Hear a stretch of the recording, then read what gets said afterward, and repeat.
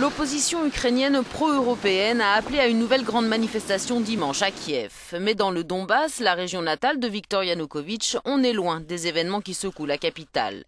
La population locale travaille principalement dans les mines de charbon ou dans l'acier. Et la région entretient des liens étroits avec la Russie, tant d'un point de vue industriel que culturel. Alors ici, le mouvement Euromaidan sonne comme un non-sens politique et social qui met en danger l'unité de l'Ukraine. Nous devons être sur un même pied d'égalité et ne pas laisser l'Union européenne dicter notre manière de vivre. Ici, une population tranquille travaille, elle ne se bat pas contre les policiers, il n'y a pas de bagarre, pas de passage à tabac, il n'y a pas besoin de barricades, nous savons ce que nous avons à faire.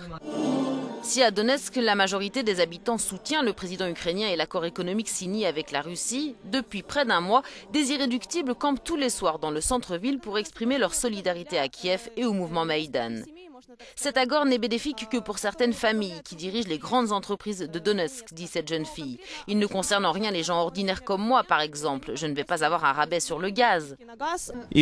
Même si ici à Donetsk, où effectivement les autorités sont très puissantes et que la plupart des gens votent pour le parti des régions, beaucoup de personnes soutiennent l'intégration européenne de l'Ukraine, dit ce jeune homme. Une intégration européenne plombée par les accords avec la Russie, accords dénoncés par l'opposition comme le début de la fin de l'indépendance du pays.